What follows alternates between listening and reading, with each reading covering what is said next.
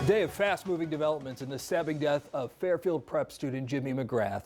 The teenage suspect now identified and will be charged as an adult with murder. Plus, new information about what led to the stabbing.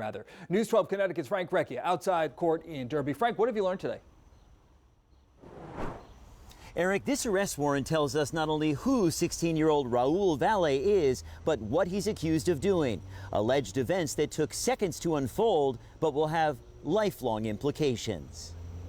Sad. 5 days after police say 17-year-old James McGrath of Shelton, a student at Fairfield Prep, was stabbed to death at a house party in Shelton. The case was transferred to Milford court.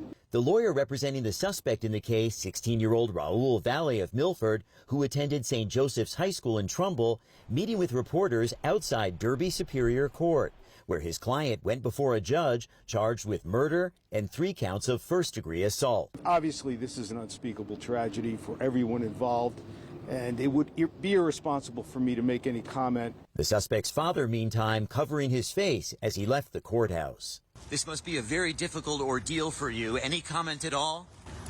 I'm sorry for the family. You're sorry for the family. The arrest warrant obtained by News 12 Connecticut says the stabbing happened at a house party on Shelton's Laurel Glen Drive, hosted by the homeowner's son, where more than 50 teens had gathered. The warrant says a dark-colored Honda SUV arrived at the house containing 3 or 4 people from St. Joseph's High School who had not been invited to the party. It says a physical altercation followed between multiple male participants. 1 suspect had a knife and 4 victims were stabbed, including McGrath, who was taken to Bridgeport Hospital, where he was later pronounced dead. The warrant goes on in graphic detail, saying the stab wound that killed McGrath went through the rib and the heart. Authorities say the other victims' injuries were not life-threatening. Let me tell you, it hit a lot of us very hard. Longtime Shelton residents Mary Ann Guzek and Chuck O'Donnell say you didn't have to know anybody involved in the incident to know that it's rocked this community. They hope other young people will learn from it. There's always a way you can talk things out.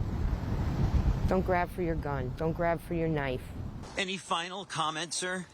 The couple saying they feel as much for the suspect's family as they do for the victims, since one life has been lost and another will never again be the same. Shame. His whole life was in front of him.